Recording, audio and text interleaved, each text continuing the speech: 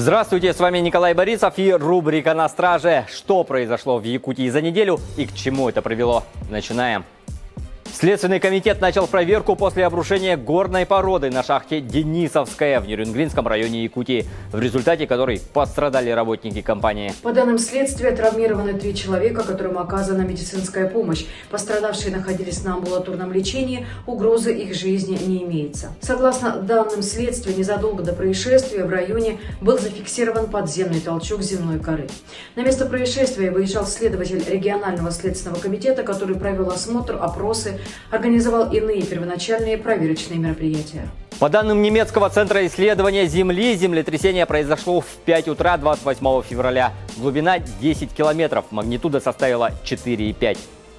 В Якутске задержали 4 гастролеров из Амурской области и Приморского края, которые прибыли специально для злодейств, а погорели на совершении серии краж из автомобилей. Их поймали по горячим следам. Оперативники выяснили, что подозреваемые приехали в Якутск на автомобиле марки «Рено» и, чтобы не привлечь на себя внимание, поменяли госномер транспортного средства на местный, сняв их с чужого автомобиля в 17-м квартале, оставленного на зимнее хранение. Затем, разделив обязанности между собой, злоумышленники подыскивали подходящие транспортные средства. Когда один из подельников находился в машине, мужчины подходили и дергали ручкой дверей припаркованных машин. Вскрыв двери специальным устройством, они похитили барсетки и сумки из салонов 3 иномарок.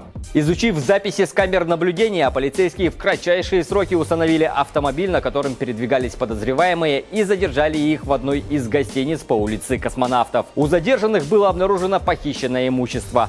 Все признались в содеянном. Один помещен в следственный изолятор, а остальным избрана мера пресечения в виде подписки о невыезде и надлежащем поведении. В Якутске ликвидирована крупная несанкционированная свалка. Установлено, что на территории земельного участка, расположенного в районе автодорожного округа, около озера Сергеляк, образована несанкционированная свалка твердых бытовых и строительных отходов общей площадью 1600 квадратных метров. При этом администрацией муниципалитета меры по ее ликвидации не приняты. Прокуратура города внесла главе окружной администрации города Якутска представление. По результатам рассмотрения акта прокурорского реагирования свалка ликвидирована.